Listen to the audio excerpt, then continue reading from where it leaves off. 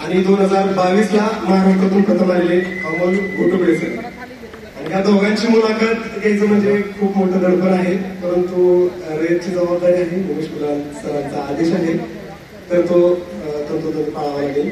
आपण पारंपरिक व्याख्यान आणि तेच ते परिस्थितीचं रडगाणं हे आपण टाळणार आहोत.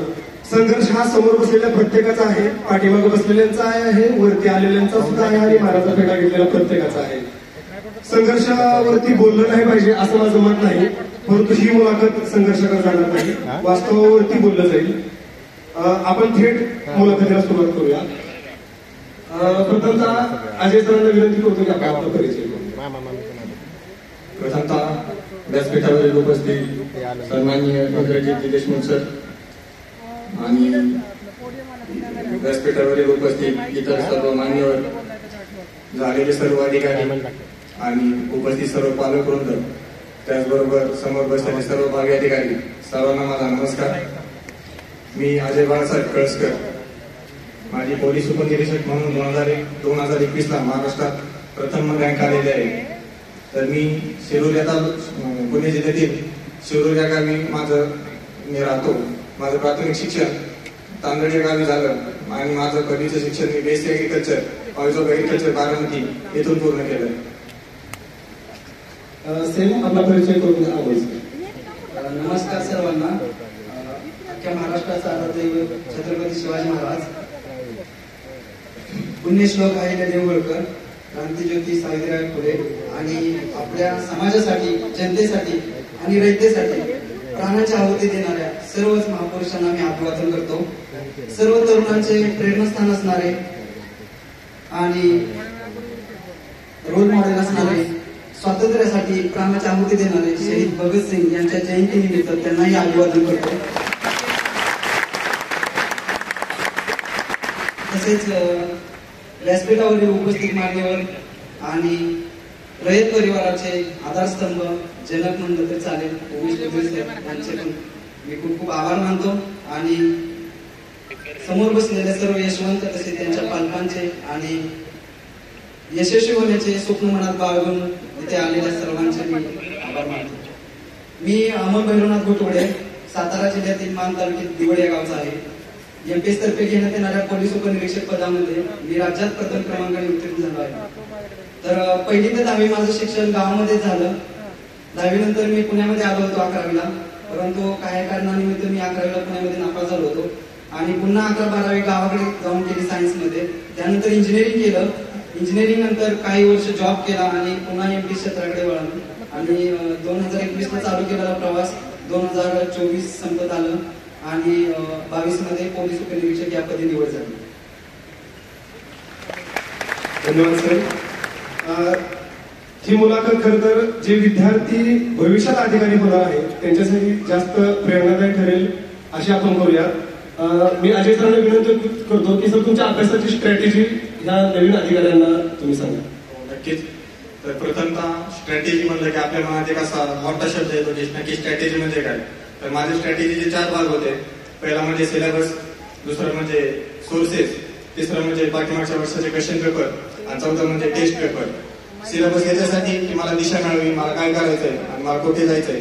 याच्यासाठी प्रथमतः मी सर्वांना सांगेल की सिलेबस हा तुमची यशाची पहिली पायरी आहे. तर सिलेबस तुम्ही व्यवस्थित केला तर तुम्हाला एक दिशा मिळेल की तुम्हाला कुठे जायचंय. दुसरी माझी स्ट्रॅटेजी अशी होती की कमीत कमी रिसोर्सेस वापरून जास्तीत जास्त मार्क्स कसे घेता येतील याचा हा माझा प्रयत्न राहिलेला आहे. त्यासाठी मी असं ठरवलं होतं की प्रत्येक विषयाला मी एकच पुस्तक वापरणार, परंतु ते प्रत्येक पुस्तक मी कमीत कमी 10 ते 15 वेळा वाचून होईल अशी माझी स्ट्रॅटेजी होती. तिसरी गोष्ट म्हणजे मागील वर्षाचे क्वेश्चन पेपर आहेत. आपल्या या स्पर्धा परीक्षेच्या क्षेत्रामध्ये सर्वात मोठा पण मार्गदर्शक असेल तर ते आपले पाठीमागचे क्वेश्चन पेपर आहेत. कारण आयोगानेच आपल्याला 2 गोष्टी पुरवलेल्या आहेत. एक म्हणजे सिलेबस आणि दुसरी गोष्ट म्हणजे मागील वर्षाचे क्वेश्चन पेपर. आणि ते आपल्याला सांगत असतं की आपल्याला सुरुवात कुठून करायची आणि आपल्याला कुठं जायचंय.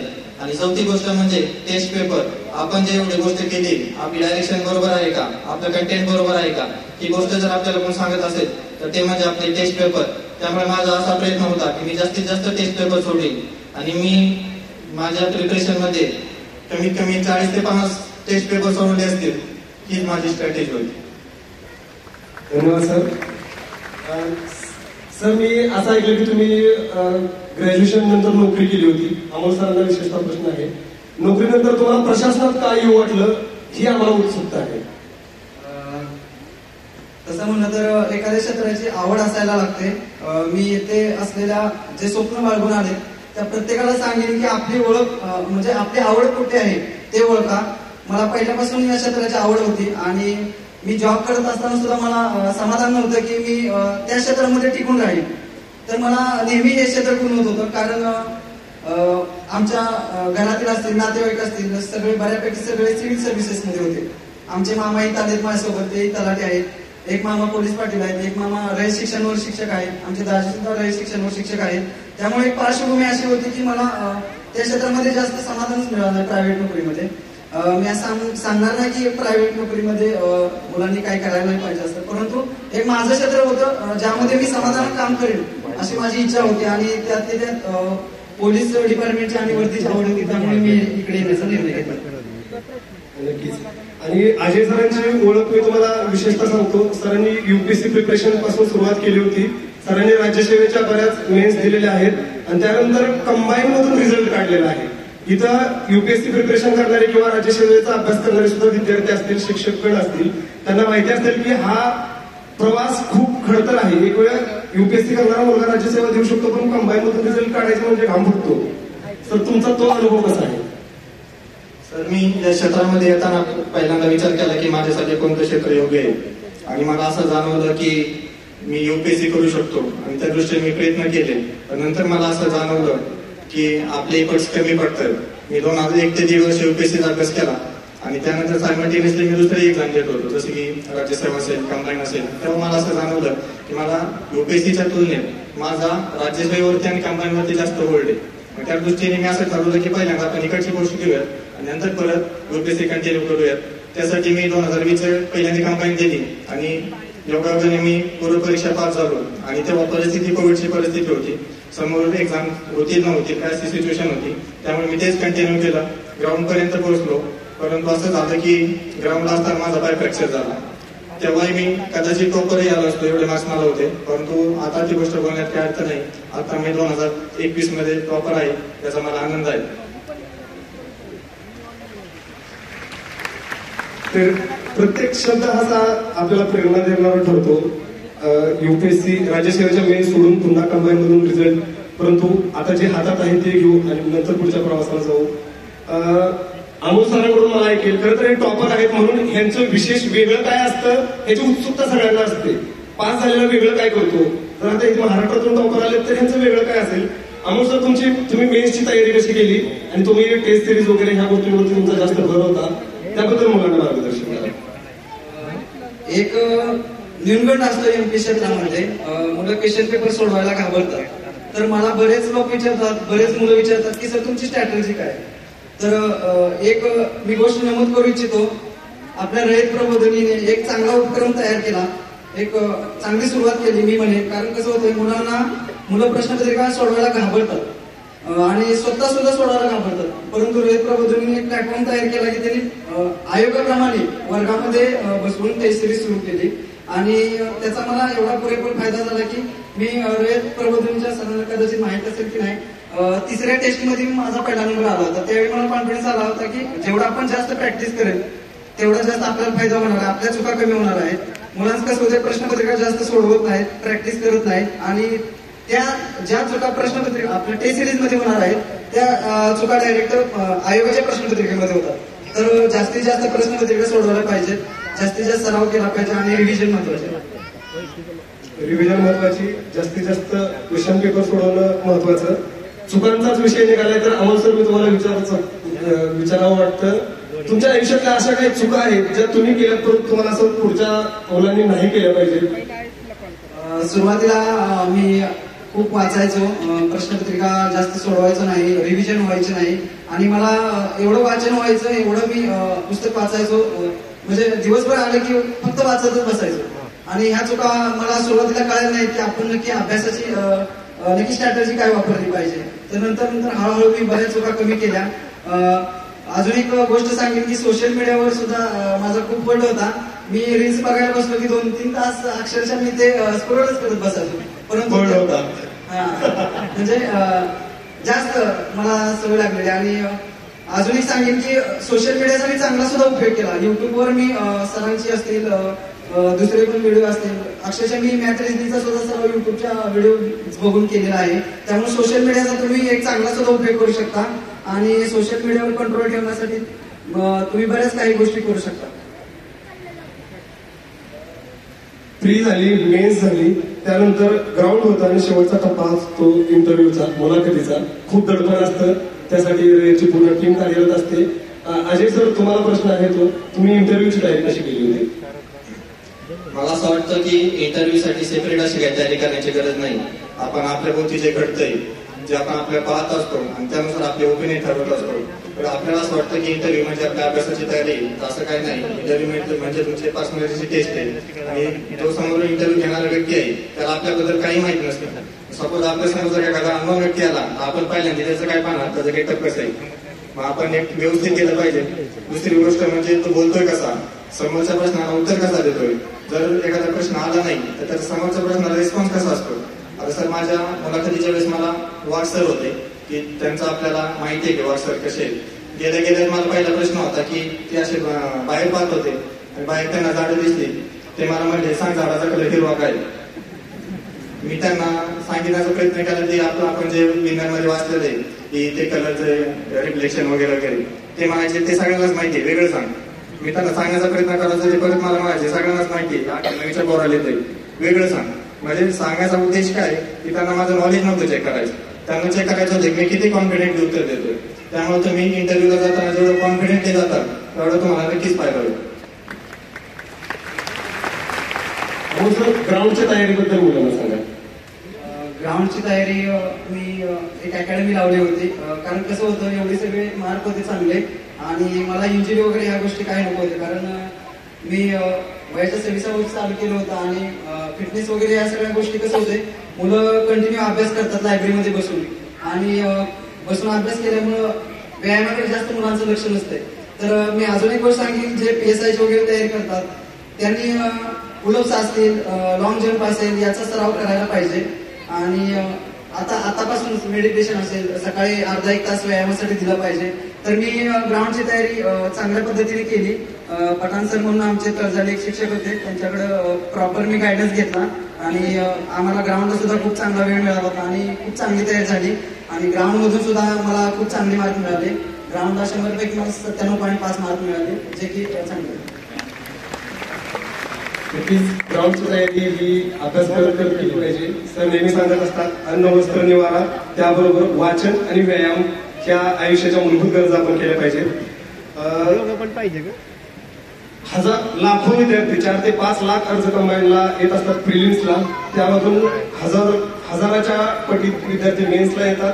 त्यानंतर निवडक विद्यार्थी इंटरव्ह्यू देतात आणि त्यामधून ह्या लाखो विद्यार्थ्यांपासून महाराष्ट्रातला पहिला हा रिझल्ट ज्यावेळेस तुमच्या समोर झळकला होता, पहिल्यांदा हा प्रश्न अमोल सरांना आहे, तो जो क्षण होता तो क्षण तुम्ही सांगा. सर तसं म्हणलं तर मी जास्त हे सांगणार नाही. त्यावेळी कुठं होता, तो प्रसंग काय होता, रिझल्ट मध्ये तुमचं पहिलंच नाव दिसलं होतं. कसं असतं, जनरली ज्या दिवशी इंटरव्ह्यूचा शेवटचा दिवस असतो त्या दिवशी रिझल्ट शक्यतो लागतो.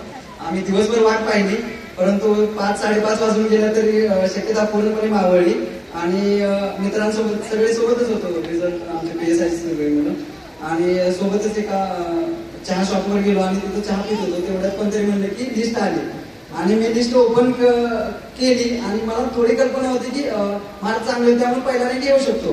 परंतु मला जरा भीती होती की इंटरव्ह्यूची मार्क किती मिळतील आणि त्यामध्ये काय फेराफेरी होत्या.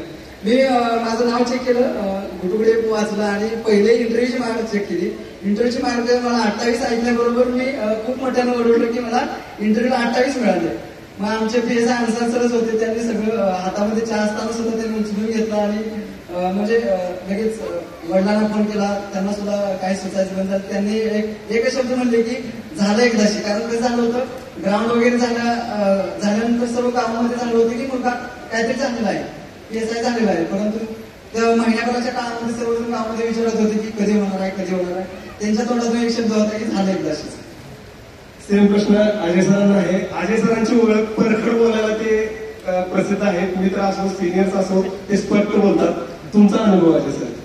रिझल्ट लागल्यानंतर पहिली गोष्ट म्हणजे इथून पाठीमागे जे काही मी प्री मेन्स याचा रिझल्ट चेक करत होतो तेव्हा अजय नाव टाकलं की 15 नाव यायची ते प्रत्येक मला एक पुढे चेक करायला लावायचं. जेव्हा रिझल्ट लागला तेव्हा अजय नाव टाकलं तेव्हा पहिले माझं पहिलेच नाव होतं. तेव्हा मला काय जास्त खाली स्क्रोल करावं लागलं. दुसरी गोष्ट म्हणजे जेव्हा रिझल्ट लागला तेव्हा मी हॉस्पिटलमध्ये होतो. वडिलांचं माझं ऑपरेशन झाले होते आणि त्याचा प्रसंग असा की वडिलांना डॉक्टर कंटिन्यू सांगायचे की तुम्ही चाला वगैरे पण वडील काय ऐकत नव्हते आणि रिझल्ट लागला तर डिस्चार्जची प्रोसेस चालू होती. मी आणि भाऊ खाली थांबलो होतो. जसं वडिलांना कळलं रिझल्ट लागला वडील चालत चौथ्या फ्लोअरवरून खाली आले आणि आल्यानंतर त्यांच्या डोळ्यामध्ये अश्रू होते. त्यांचा पहिला शब्द होता की तू माझं आयुष्य सार्थक केलं. ते ऐकून मला म्हणजे खूप भारी वाटलं. खूप छान. अमोल सर आणि अजय सर एक वाक्यात तुम्ही येणाऱ्या विद्यार्थ्यांना आणि झालेल्या अधिकाऱ्यांना सुद्धा काय मेसेज द्याल? सर मी एकच सांगेन की खूप मेहनत करा, आई वडिलांचं नाव मोठं करा आणि अभ्यासाच्या बद्दल सांगेन तर खूप आणि खूप प्रॅक्टिस करा. अजय सर? आता समोरील बसलेले मला माहिती की बहुतेक जण शेतकरी कुटुंबातून आले असतील. मला त्यांचं एकच सांगणं आहे की आपण जे बाह्य मोटिवेशन पाहून या क्षेत्रात येतो, रील्स पाहून येतो किंवा व्हिडिओ किंवा कोणी सांगितलं असेल की 5 तास अभ्यास केला लगेच झालो किंवा 1.5 महिन्यात फ्री काढली, असं होत नाही. जसं सरांनी सांगितलं तुम्हाला मेहनत आणि सातत्य आणि त्याचबरोबर व्यवस्थित रिसोर्सेस त्याचं व्यवस्थित अनालिसिस करणं गरजेचं आहे. तर त्यामुळे आपल्या आईवडिलांची परिस्थिती हीच आपलं मोटिवेशन असलं पाहिजे असं मला वाटतं. शेवटचा प्रश्न अमोल सर, अभ्यासासाठी वेळ किती दिला पाहिजे आणि प्लॅन बी? तर मी एक गोष्ट सांगू इच्छितो की जर या क्षेत्रामध्ये यायचंच आहे तर मनात एवढी जबरदस्ती इच्छाशक्ती पाहिजे की आपल्याला व्हायचंच आहे. कसं होतंय बऱ्याच लोकांचा ओझं घेऊन काही लोक इकडे आलेले असतात, काही लोक मोटिवेशन बघून आलेले असतात, काही मुलांच्या आईवडिलांचं स्वप्न असतं. तर तुम्हाला मनातून जर वाटत असेल तर या क्षेत्रामध्ये यायला पाहिजे आणि प्रत्येकाने आपापली डेडलाईन ठरवायला पाहिजे. मी असं सांगणार नाही की प्रत्येकाने माझ्यासारखं 2 वर्ष ठरवा, 3 वर्ष ठरवा किंवा 4 वर्ष ठरवा. प्रत्येकाने एक आपल्याला स्वतःला टाइम घेतला पाहिजे, एक विचार केला पाहिजे की कारण कसं होतंय यामध्ये एकदा गुंतलं की निघणं खूप अवघड आहे. सगळ्यांना माहित आहे आता वास्तव. त्यामुळं यशवंतांना पण मी आग्रह करतो की तुम्ही सुद्धा ज्या ज्या ठिकाणी जाल त्या त्या ठिकाणी या गोष्टीची मुलांना कल्पना करून द्या की एक डेडलाईन खूप महत्वाची आहे.